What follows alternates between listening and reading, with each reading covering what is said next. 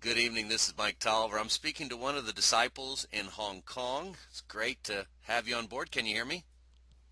I can. Hi, Mike. How you doing? I'm doing great, great.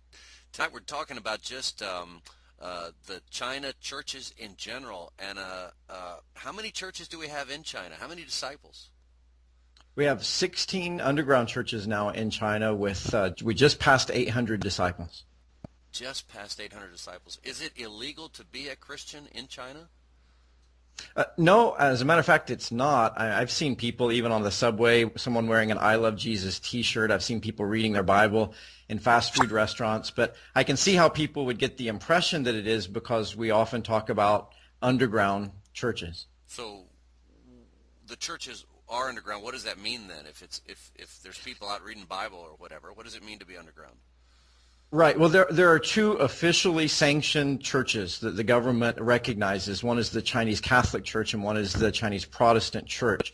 But the government exercises a lot of control over those two groups.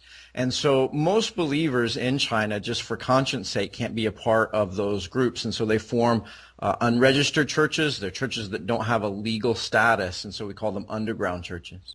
So what does that mean in terms of difficulties that the disciples face? I mean, being underground, what does that mean for them? It does pose some difficulties. I mean, they can't operate openly as a church. So just, I mean, practically renting a facility, for example, becomes very difficult. When the church grows to a certain size, it can't meet all together. And you rarely see visitors. We don't invite visitors usually to our church services in China because they're not operating openly as churches. So can you tell me how big is our largest underground church? Our largest underground church there is over 200 members now. So we have an underground church with over 200 disciples. That's right. That's incredible. What's the It's smallest? great, isn't it? There's some new teams that have just been planted. We have several churches that are just around 10 people or so. So how is a church service different in China? I mean, over here we've got the five singers on the stage and the big booming boxes. What's it like in China? Well, you're right. I would say that one of the biggest differences is that the church is a lot quieter in China. It's really unusual for someone coming from the West to go. A lot of the churches are not able to sing songs, for example, because it would just draw too much attention if they're meeting in some kind of rented facility. But if they do sing, the song leader usually will start by saying, "Now, everybody, please don't sing too loudly. Sing softly, so that we don't attract too much attention." Do you have a lot of marrieds? Is it mostly singles? Are people starting to get married now? They are, and about half the disciples now are married. But then we also have a little bit more than half the disciples are single or campus, and of the single disciples, about three-quarters of them are 30 years or younger. So it's a pretty young group. Wow. Now, we had a story on Hot News about this Chinese sister who was killed because of her faith. What can you tell us more about that?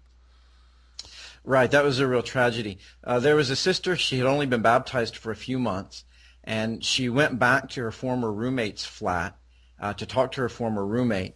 And that roommate was living in a sinful relationship with another man, and she confronted her on that. And she didn't take it very well at all. And so she became quite angry, and then she told her boyfriend about it, and her boyfriend, in anger, under pretense, lured her back to the apartment and then surprised her and strangled her and killed her. And so she's the first Chinese disciple that we know of who really gave her life because of a stand for righteousness. Did he go to jail? Was he ever apprehended? He was apprehended, actually, so we're thankful for that. So this must have been a huge shock. It was a huge shock to the church, and then it wasn't related to that, but not long after that, there was a brother who was apprehended by the police mistakenly. They thought that something had been stolen, but they took him back to the apartment where he lived to search the apartment, and just by coincidence, several of the disciples were there in the apartment having a meeting. And so the policeman walked into the apartment. It surprised all of the disciples. And You're talking and about then the this story with the article we ran where the police stumbled into the service. That's right. It was in the same church where the sister was killed. And so one of the brothers was taken from that meeting and was taken down to the police station, and they interrogated them. And one of the brothers just basically gave up all the information on the church. He got scared. He gave up all the leaders' names and their contact information and their schedules. And so just immediately this church went from being an underground church to being a completely exposed church. The youngest disciple among them became shaken by all of this, and he left the church. But it's amazing how God brought some good even out of this tragedy of the sister who was killed, because the church had a memorial service for her. This brother who had left came and attended the memorial service, and he was just so moved by this sister's faith that she gave everything for her convictions, that he decided to repent and come back to the Lord. So the church still meets. It wasn't like they were chased away or anything. They're still meeting. No, they're still meeting, and some great things are happening there in the church. How are the campuses doing? Okay. They're doing really well. In the last 5 years, over 200 students have been baptized off of the campuses. Phenomenal. So what do you think for the next few years? What are the challenges for the churches in the underground churches in China? I think, for one thing, we still have about 100 cities, Mike, with over 500,000 population that we still need to plant churches in. And so raising up new leaders and being able to go out and plant those churches is a key challenge. Now, okay, and so I know you all are thinking about a new team that will include foreign disciples. Tell us about that. Non-Chinese That's right. disciples. This is really exciting. I think this is the first time that we've had an opportunity for disciples from around the world who want to go to China and who will live there for a year and either teach English or study Chinese full-time, and then can share on the campus, share their faith with the Chinese students.